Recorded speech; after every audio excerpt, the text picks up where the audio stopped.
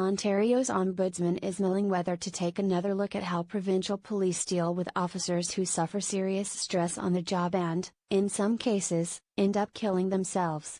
In a statement on Tuesday, Paul Dube said he had directed his staff to assess new complaints and issues related to suicides and operational stress injuries among Ontario Provincial Police officers. Dube said he wanted to see whether a follow-up systemic investigation was warranted. As I learned recently of the tragic deaths of 3 more OPP officers by suicide, I was left wondering whether it was time for my office to follow up on our 2012 systemic investigation, Dube said. We have begun with preliminary research and encourage people affected by the issue of operational stress injuries in the OPP to come forward with their stories as we lay the groundwork for a possible investigation.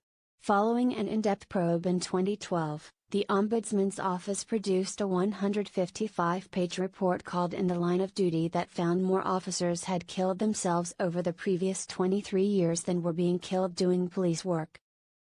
The review of how the Provincial Police Force and Ministry of Community Safety and Correctional Services were addressing the issues produced 34 recommendations, among them calling for beefed-up employee support and assistance programs, and immediate referrals for officers and relatives needing help. The report also recommended police collect data on operational stress injury claims and suicides. OPP leaders maintain that police culture has changed, that trauma-induced injuries are no longer seen as a sign of weakness, and that ample support is available for injured officers, the report said. But the social taboos surrounding mental illness and suicide are unrelenting. The suicides of 3 officers in as many weeks prompted the head of the Ontario Provincial Police Association last month to write a deeply personal and emotional letter urging his members to reach out if they found themselves in emotional distress. Rob Jamieson said he wanted his almost 9,000 members to know that if a 20-plus-year veteran like himself could run into difficulty, as he did 4 years ago, anyone could. You see some of the worst things that you ever want to see, Jamieson told the Canadian press.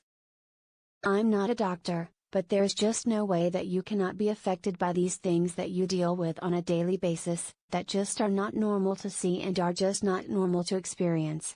The suicide rate among police officers is roughly double the overall national average of 10 per 100,000 people, according to the advocacy group TAMA.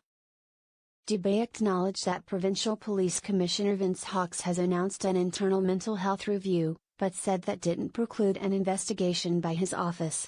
He said the preliminary assessment would involve speaking to complainants, the OPP, ministry officials, police associations and others. Everyone agrees that this life and death issue is vitally important, Dube said. There is no such thing as too many people looking for solutions to this. The Ombudsman is an independent and impartial officer of the legislature who resolves and investigates more than 20,000 public complaints a year about provincial government bodies, municipalities, universities and school boards.